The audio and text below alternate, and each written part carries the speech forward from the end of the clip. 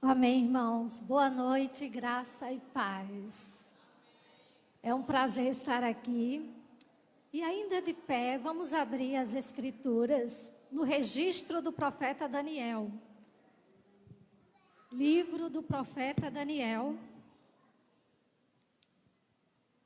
Enquanto você encontra, eu quero agradecer a oportunidade, agradecer a Aline pelo convite, agradecer aos irmãos também por esse momento tão oportuno.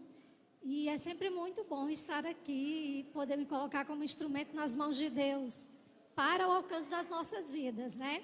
A turma do CETEL estudou aí os livros proféticos há pouco tempo. Vamos então relembrar um pouquinho o profeta Daniel, né? E para fazendo propaganda do CETEL, certo, gente? Aproveitava para fazer a merchandising do CETEL, né? Nosso curso de teologia da Igreja de Cristo. E aí, mas nesse momento eu quero te convidar um pouquinho para refletir numa das histórias desse livro. Nós vamos ler o capítulo 6 de Daniel, apenas do verso 1 ao versículo 4. Capítulo 6, é bem pequeno o livro de Daniel. Se você já encontrou o livro, dá para encontrar facilmente o capítulo 6. Mas eu quero que você permaneça com a sua Bíblia aberta, porque nós estaremos, na verdade, tomando como base todo o capítulo 6 para a nossa reflexão nessa noite. Diz assim a palavra do Senhor: E pareceu bem a Dario constituir sobre o reino 120 presidentes, que estivessem sobre todo o reino. E sobre eles 3 príncipes, dos quais Daniel era um, aos quais estes presidentes dessem conta, para que o rei não sofresse dano. Então o mesmo Daniel se distinguiu destes príncipes e presidentes, porque nele havia um espírito excelente. E o rei pensava em constituí-lo sobre todo o reino. Então os príncipes e os presidentes procuravam achar ocasião contra Daniel a respeito do reino, mas não podiam achar ocasião ou culpa alguma, porque era fiel. E não se achava nele nenhum vício, nem culpa. Podem assentar, irmãos. Bendito seja o Senhor por sua palavra. Algumas pessoas das Escrituras, elas ficaram conhecidas por causa das suas atitudes. E por causa disso, algumas palavras começaram a definir determinadas pessoas. Quer ver uma coisa? Se nós pensássemos em traição, quem viria à nossa mente? Judas, não é? A enquete da Escola Bíblica Dominical agora. Se nós pensássemos em negação, quem viria à nossa mente? Pedro. Se nós falássemos sobre fé, a quem nós nos reportaríamos? Abraão, o pai da fé, não é verdade? E paciência. Quem foi o homem que ficou conhecido como aquele que foi paciente em meio à adversidade? Jó, o homem classificado por sua paciência, não é verdade? Mas se eu falasse de fidelidade, eu colocaria nessa mesma galeria, tantos homens poderiam caber aí, é claro. Mas eu acho que um nome muito propício para a gente colocar aí nessa categoria e nessa galeria seria Daniel. Eu acho que se tivesse alguém nas Escrituras que tivesse que ser lembrado, classificado pela palavra fidelidade, essa pessoa seria Daniel. E sabe, irmãos, quando eu olho para a vida de Daniel e eu aprendo sobre fidelidade, eu lembro também daquilo que Deus exige de nós em qualquer tempo e para o nosso tempo. Eu vejo que Deus não está esperando que sejamos pessoas extraordinárias. Deus não está esperando que você seja um grande cantor. Deus não espera que você seja um pregador que arraste públicos. Deus não está impressionado com isso. Deus não está preocupado preocupado com essas classificações, essas empolgações e essas expectativas que nós, seres humanos, esperamos dos outros. Às vezes nós estamos esperando viver uma vida cristã em busca de tantas outras coisas e nós não prestamos atenção naquilo que Deus, em primazia, espera de nós. Às vezes é tão óbvio que a gente esquece do que é óbvio. Às vezes é tão claro, mas infelizmente parece que a gente tem perdido a percepção do que é mais claro e mais simples no Evangelho. E eu diria que o que Deus mais espera de nós, e o que Deus requer de nós, é simplesmente fidelidade. Deus quer que sejamos fiéis. Deus quer que você seja fiel na sua vida cristã. Deus quer que você seja fiel no ministério que Ele te designou. Deus simplesmente quer que você seja fiel. E a grande questão é as expectativas de quem nós queremos suprir. Com quem nós estamos preocupados em agradar. Porque se é a Deus é muito simples. Seja fiel. Se é para atender o padrão de Deus, se é para atender o que Deus espera, é muito óbvio, é muito simples. Deus espera de nós fidelidade. Deus só quer que sejamos fiéis. O que Ele vai cobrar de nós é fidelidade. E eu aprendo muito com Daniel sobre fidelidade. Esse homem, para mim, tem um grande destaque quando a gente fala sobre essa virtude tão necessária para a conduta de cada um de nós. Daniel foi profeta num dos períodos mais difíceis do reino de Judá. O reino do norte já tinha sido levado pela Assíria em 722, com Sargão, o último monarca a conquistar o reino do sul, monarca assírio. Ele é quem conclui as conquistas do reino do norte, melhor dizendo. E agora o reino do sul, na verdade, vai ser conquistado pelos babilônios, tendo no comando Nabucodonosor. E aí Nabucodonosor, ele transporta o povo para a Babilônia, deixando só alguns em Judá. Pobres, doentes, pessoas que não podiam se rebelar contra o governo, nem podiam, na verdade, reconstruir o reino. E aí ele leva o povo em 3 ocasiões específicas. E Daniel vai na primeira leva. Na primeira leva, talvez por volta aí do ano 605, Daniel então vai ser levado com os nobres. Provavelmente Daniel era da família real. E ele vai ser levantado por Deus em meio ao cativeiro babilônico. Daniel é contemporâneo de Jeremias. Jeremias fica no reino de Judá, ele permanece, inclusive Nabucodonosor dá a ele o privilégio da escolha, e ele prefere ficar entre o seu povo. Ezequiel também vai ser levantado por Deus, sendo contemporâneo de Daniel, mas entre os cativos, e Daniel vai parar na corte babilônica. Como um jovem, um adolescente, que ainda era na sua época, vai ter o grande desafio de ser servo de Deus no reino babilônico. E é interessante porque Daniel, ele não só vai ter uma posição de destaque na época de Nabucodonosor, ele vai passar todo o período, ele vai ver o apogeu do reino babilônico, o momento de ápice da Babilônia, mas ele também vai ver a queda do reino babilônico.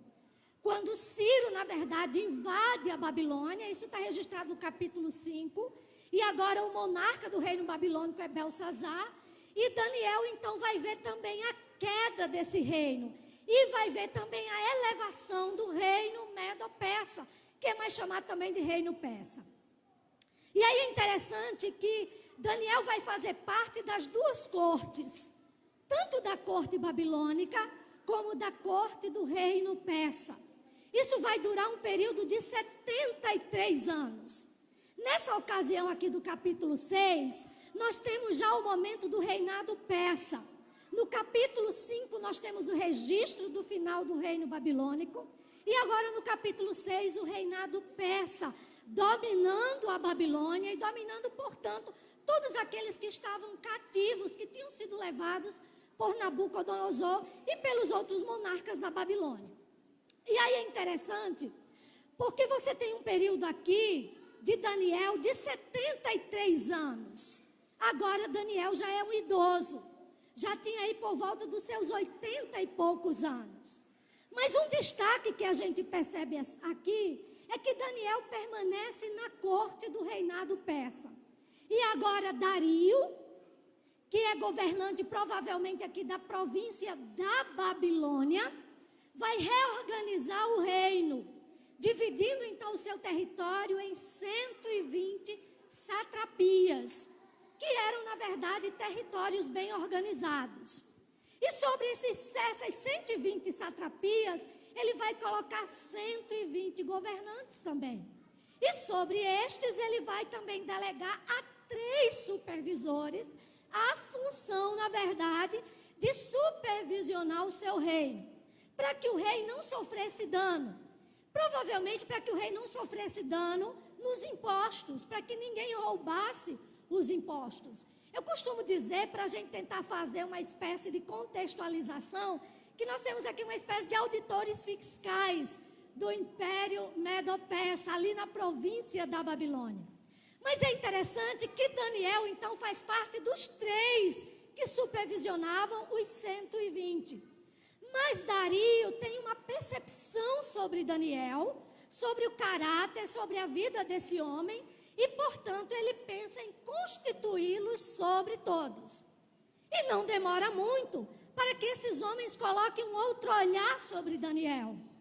Um olhar, na verdade, agora, que tenta, na verdade, agora exterminar a vida de Daniel. O que eles vão tentar fazer é agora construir um plano, não simplesmente para tirar Daniel do cargo. A ideia era destruir o próprio Daniel. Era ir contra a própria vida de Daniel. Então eles tramam um plano ardiloso, eles chegam para Dario e pedem para que Dario, na verdade, faça um decreto. Todo o capítulo 6 vai nos narrar essa história. E aí, nesse decreto, esses homens seduzem o rei na sua vaidade. Porque durante 30 dias, ninguém dirigiria qualquer palavra a qualquer Deus. Portanto, Dario seria a divindade.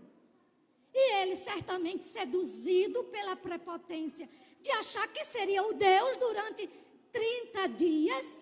Ora, os demais deuses, na verdade, não ouviriam as orações daqueles que estavam debaixo do seu domínio.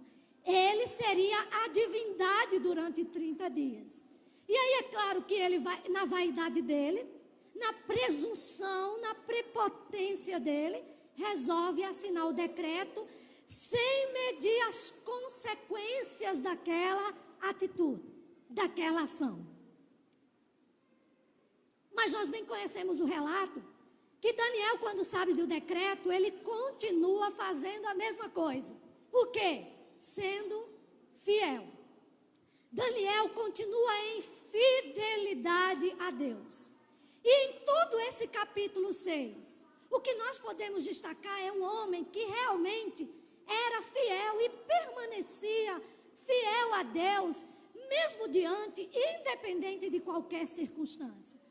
Mas o que eu percebo é que essa fidelidade de Daniel se expressava em atitudes concretas, em atitudes reais. E, portanto, eu queria refletir nessa noite sobre isso, irmãos.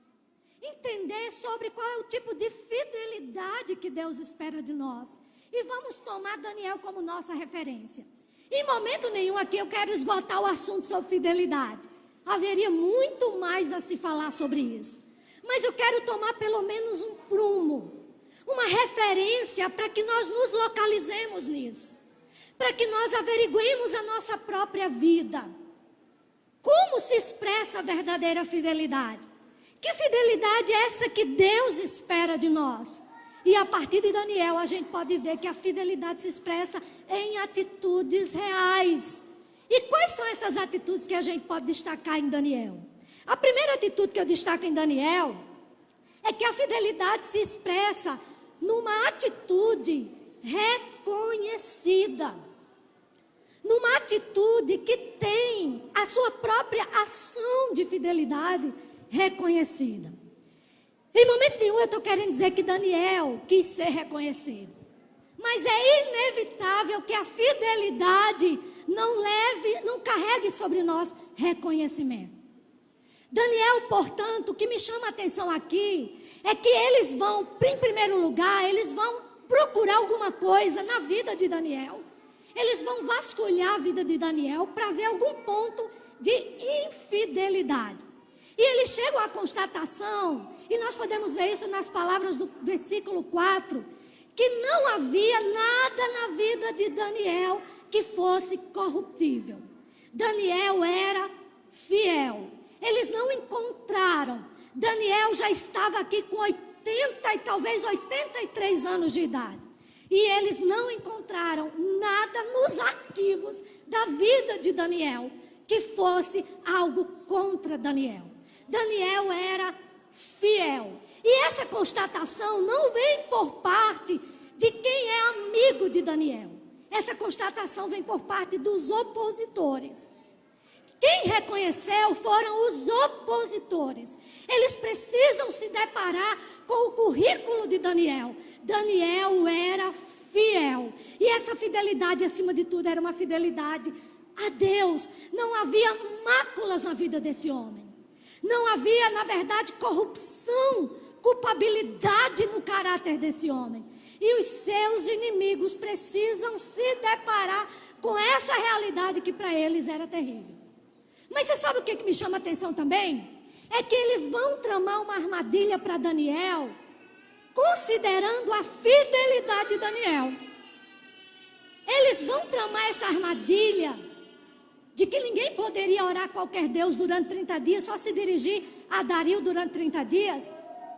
Não era para venerar Dario, era para pegar Daniel. Sabe por quê?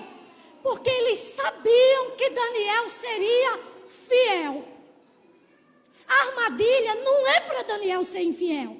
É porque eles sabiam que iam pegar Daniel na sua fidelidade. Eles sabiam que armariam para Daniel, para que Daniel fosse fiel a Deus. Eles sabiam que Daniel não deixaria de ser fiel a Deus.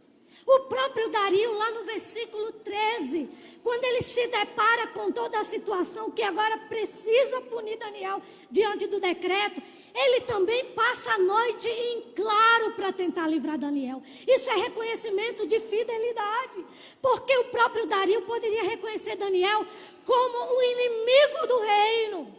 Daniel transgride um decreto do reino e o rei Dario fica penalizado. Por quê? Porque ele conhece o caráter de Daniel. Ele sabe quem é Daniel. Ele sabe quais são as posturas desse homem. Você sabe o que nós vemos aqui, queridos? É que fidelidade não se expressa em discursos. Fidelidade não se prova com palavras. Fidelidade se vê em ações. Fidelidade está no que eu faço. O que eu digo não diz tanto sobre ser fiel, mas o que eu faço traz sobre mim o verdadeiro reconhecimento de fidelidade. É a minha vida que fala se eu sou fiel ou não, e não as minhas palavras. Não é o meu discurso, por melhor que ele seja. Não é a minha verbalização. Não sou eu que argumento sobre fidelidade. Quer mostrar que é fiel? Simplesmente seja fiel. Fidelidade não se prova com verbo. Fidelidade se mostra com ação. Uma ação que é evidenciada até por aqueles, na verdade, que são opositores. A fidelidade não se sustenta em palavras. Ela se mostra em ações. É a nossa vida que vai falar mais alto. Não é a sua boca que vai defender a sua integridade. É a sua realidade de vida. São as suas posturas. É quem você é e não o que você diz. Simplesmente seja fiel. Não precisa dizer que você é. Seja fiel. Seja fiel no dia a dia, seja fiel nas pequenas ações, seja fiel com a sua igreja, seja fiel no seu trabalho, simplesmente seja. E Deus tem nos chamado a fidelidade concreta, a uma fidelidade não vazia, argumentativa, mas uma fidelidade real, expressa em vida prática. Seja fiel. E é inevitável que o fiel não seja notado. E é claro que ninguém vai fazer isso por notariedade. Mas é inevitável que o fiel não resplandeça diante dos homens. Que a luz daquele que é luz não resplandeça. Jesus diz, vocês são como uma cidade edificada sobre os montes. É inevitável que não se veja uma cidade edificada sobre os montes. Vocês são como uma lâmpada que ilumina toda a casa. É inevitável que uma lâmpada que ilumine toda a casa não seja vista. Simplesmente seja lâmpada, simplesmente seja luz, simplesmente seja o que Deus te chamou para ser. Deus está te chamando à fidelidade. E esses últimos dias são dias de sermos fiéis. É isso que Deus mais vai esperar de nós. Fidelidade. Qual a nossa maior preocupação? Ser fiel. Qual deve ser o nosso maior anseio? Ter atitudes de fidelidade. Que seja isso que você mais deseje. Que seja isso que tome o seu coração. Que seja isso que traga preocupação para a sua vida. Se você foi fiel hoje. Se você vai ser fiel amanhã. Se você tem sido continuamente fiel. Como Daniel. Se preocupe com outra coisa, não. Se preocupe em ser fiel. Seja apenas fiel. A fidelidade, ela se expressa numa ação reconhecida. Porque a nossa vida fala mais do que o que nós falamos. Porque o que nós fazemos diz mais do que as nossas verbalizações. Em segundo lugar, nós também vemos a partir da vida de Daniel que a fidelidade se expressa numa atitude inegociável. Quem é fiel não negocia, não faz ajustes, não faz malabarismos para contornar situações e dar desculpa pela infidelidade. Quem é fiel inegociavelmente. Ora, o decreto duraria 30 dias. E Daniel poderia ter dito, são só 30 dias. O que são 30 dias? Não é? Eu já orei tanto. E tem gente que tem aquela heresia de ter depósito de oração, né? Reserva de oração, né? Eu acho que isso é uma heresia essa é uma armadilha bem criada por Satanás, sabe? Porque a pessoa diz assim, eu tenho reserva, então eu preciso mais orar, né? Todo dia, é todo dia, é todo dia. Nós não podemos nos afiançar no que fizemos hoje. É todo dia, no que fizemos ontem. E eram só 30 dias. Bem, isso poderia ter sido negociado diante do preço que isso tinha. Eram 30 dias. O que é 30 dias para um Deus que é eterno? Eu fico pensando que Daniel poderia ter dito, Deus entende. São só 30 dias. Deus entende. Deus entende de fidelidade. E para quem é fiel, é melhor morrer pela fidelidade do que viver com a negação dela. É melhor perder por ser fiel do que conviver com qualquer lucro ou suposto lucro que parta da negação dela. Era a vida de Daniel que estava em jogo. Mas a fidelidade valia mais do que a existência. Não havia negociação. Não há negociação para quem é fiel. Não há malabarismos. Não há ajeitadinho, não há arrumadinho. Não, mas ninguém está vendo. Não, mas porque Deus entende. Deus nos chama à fidelidade. Deus não entende infiel, Deus entende fiel. Não, Deus não aceita, Deus não negocia a fidelidade. Ou você é, ou não é. Ou as circunstâncias que levam você a negociar. Diz o que você sempre foi, ou o que você nunca foi e se enganava de ser. Porque é no aperto, é na hora do negociar, é na hora que as coisas arrocham, apertam, que eu digo de fato o que é o meu caráter ou o que eu nunca fui. A verdadeira fidelidade, ela não abre mão. Quem é fiel não abre mão, independente do preço a se pagar. Nós temos uma geração que não gosta de ouvir sobre preço, não é? Eu converso com muitos pastores, e eu acho que uma das coisas mais difíceis para o pastorado hoje é isso.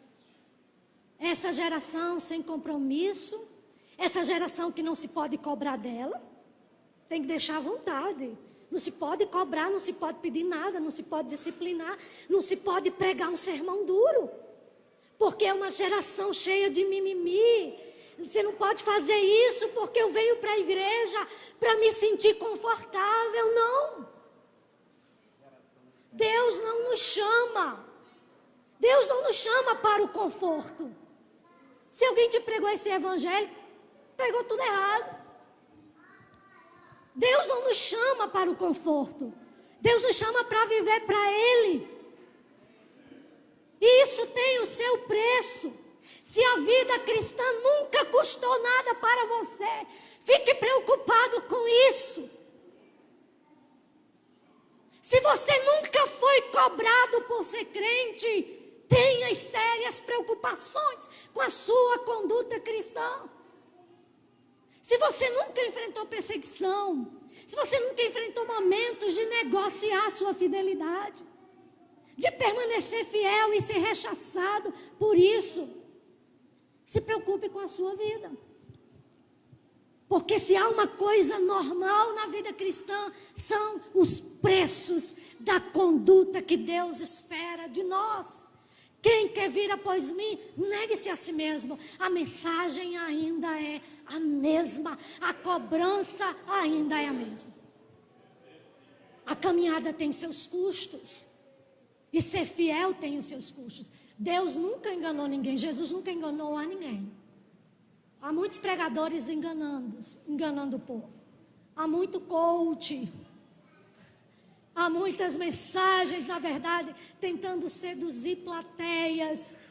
Trazer, na verdade, aquelas palavras. Não estou falando de mensagens que confortam o nosso coração, conforme o conforto que Deus nos dá. Mas eu estou falando daquelas mensagens só para atender o público. Não, o evangelho, na verdade, é muito mais do que isso. Aliás, o evangelho tem nada a ver com isso. Há um preço, a caminhada tem um custo.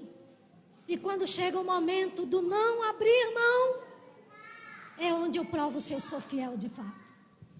Se a minha fidelidade se sustenta diante do preço, se eu consigo sustentar a minha fidelidade quando tenho que colocar a cabeça na forca, quando preciso perder para que o evangelho ganhe, quando preciso abrir mão para que o evangelho, na verdade, saia em vantagem na minha vida.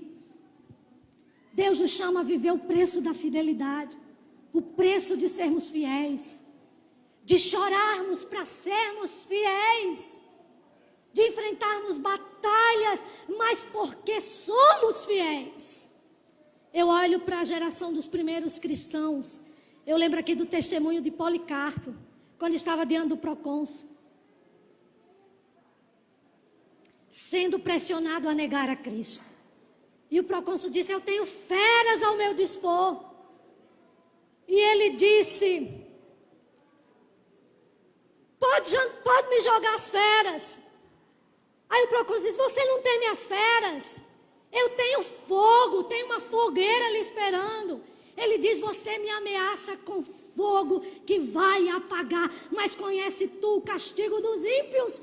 Pode sentenciar a sua atitude, pode sentenciar o seu arbítrio. Era um homem que estava disposto a ir para o fogo, morrer queimado, ou morrer diante do dente das feras, mas não negociava a sua fidelidade. Será que nós temos sido fiéis a ponto de pagar os custos disso?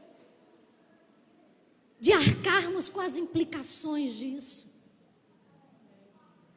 Em terceiro lugar, a fidelidade se expressa também em influência sobre a vida do outro. Eu nem perguntei quanto tempo eu tinha. Pode ir, né? Ordem aqui da missionária Keila, tá bom?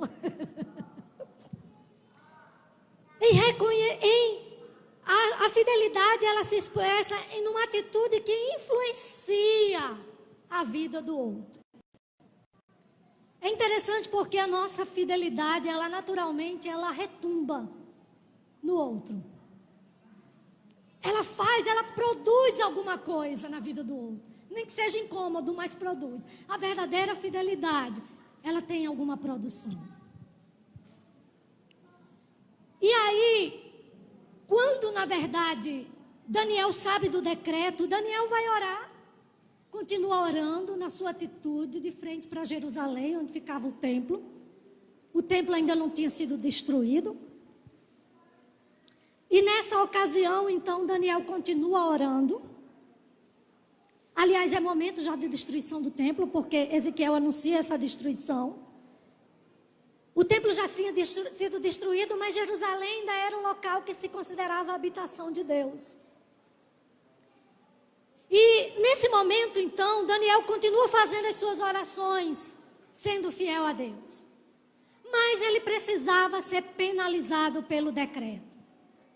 E é interessante porque Daniel permanece fiel, não ignorando a gravidade do decreto, não querendo ser rebelde.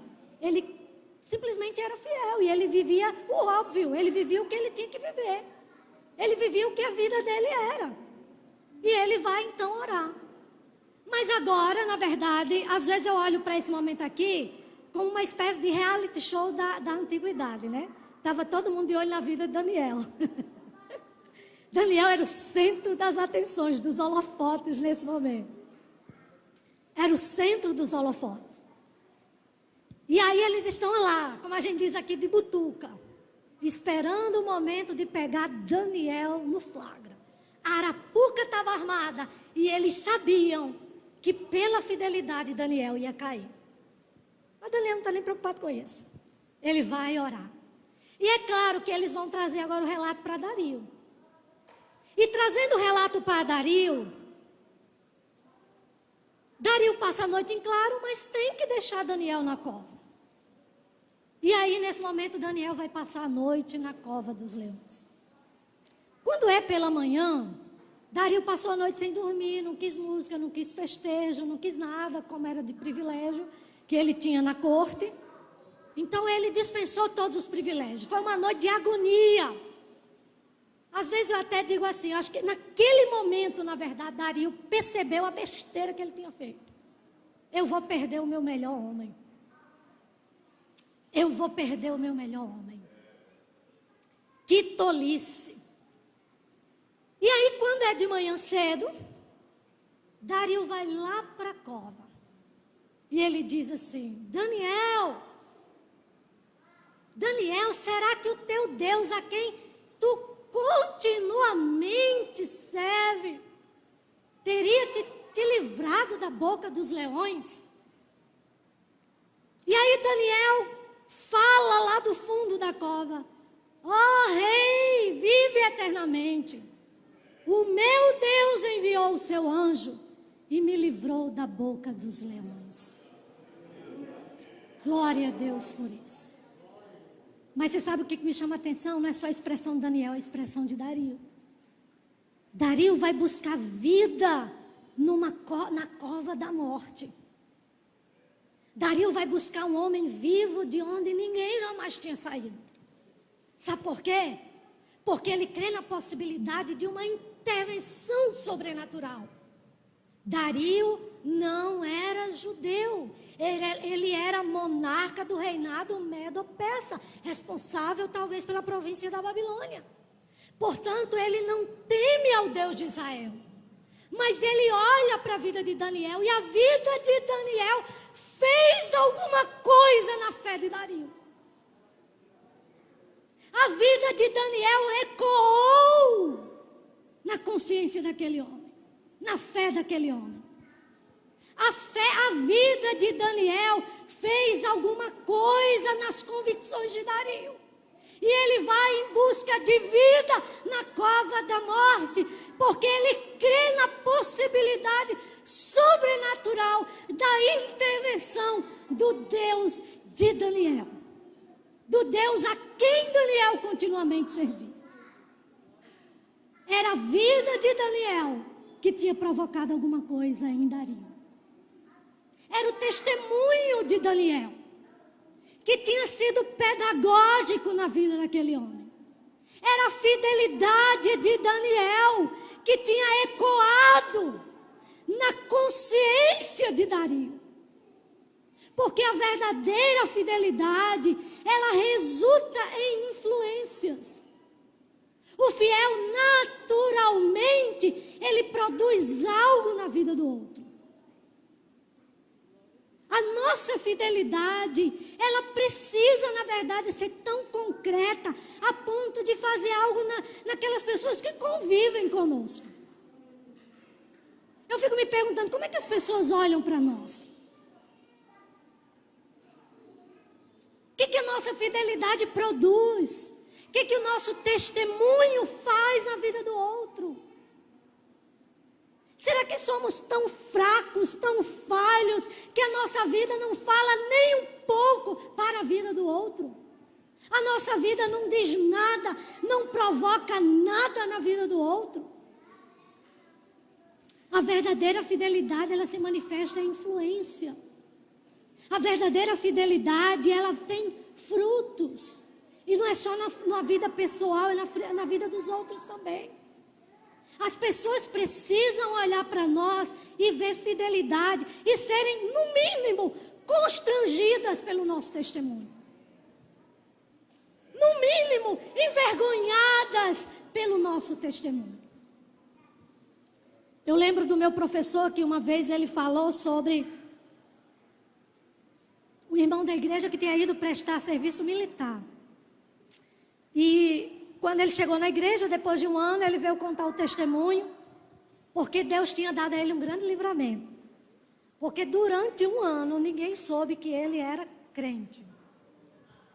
Então, foi um grande livramento, irmão, porque já pensou como eu seria perseguido? Como as pessoas iriam me ver?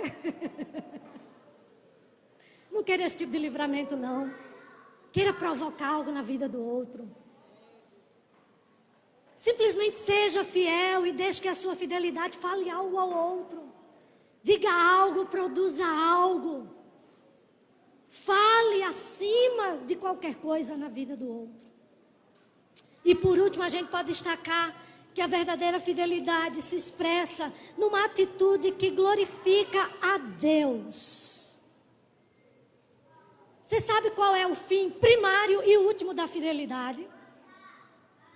É a glória de Deus. Você tem se preocupado com a glória de Deus?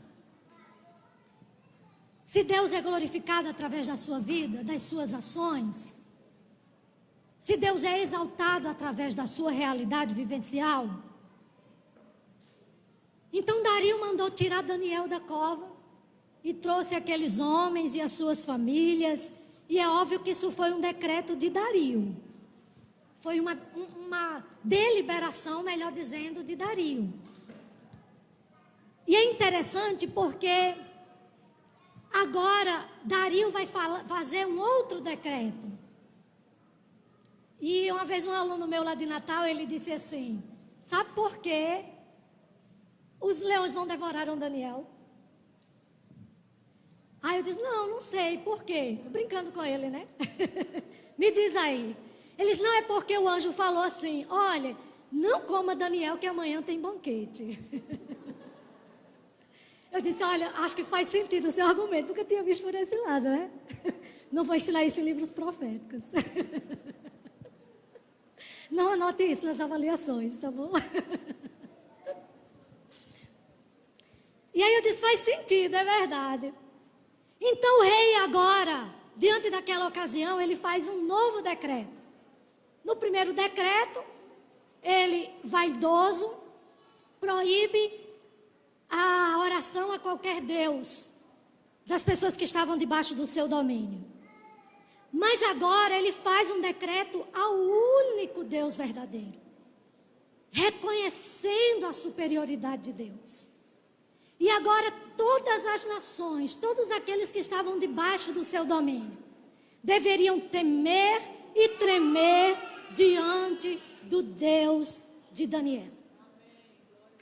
Agora, a glória de Deus chegava às nações, por causa do testemunho de fidelidade de Daniel. Agora a fidelidade de Daniel não falava só a Dario, não falava só aos seus opositores. Agora a fidelidade de Daniel levava a glória de Deus para as nações. Por meio da atitude desse homem, Deus agora seria exaltado diante das nações que estavam debaixo do domínio de Dario. E todos, por decreto, reconheceriam quem é o único Deus que livra, que salva e que não há igual a Ele em nenhum lugar da terra. Era a fidelidade de Daniel que levava a glória de Deus. Era a fidelidade de Daniel. Daniel foi honrado por sua fidelidade. E nós somos honrados por Deus. Deus diz que honra quem honra a Ele. Deus diz isso lá, quando Ele repreende ali.